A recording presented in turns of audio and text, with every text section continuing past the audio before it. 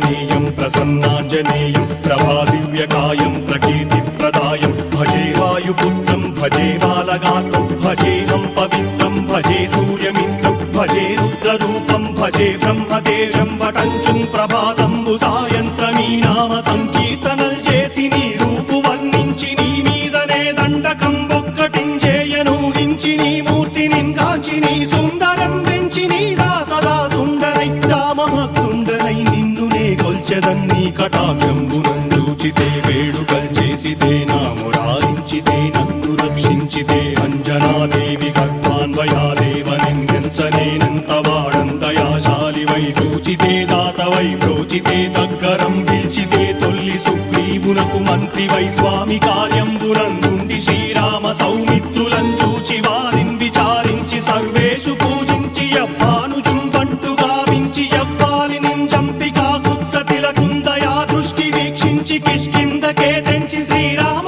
కార్యార్థమై లంకకే తెంచియుం లంకిణిం చంపియుం లంకయుం దాచియుం భూమి జందూచి ఆనందము పొంగయాయుంగరం తెచ్చి ఆరత్నం తెచ్చి శ్రీరాముకున్నిచ్చి సంతోషునం చేసి సుగ్రీవును అంగదుం జాంబవంతాది నీలాదులు కూడి ఆ సేతువుం దాటి వానరుల్ మూకలై దైత్యులందృంచగా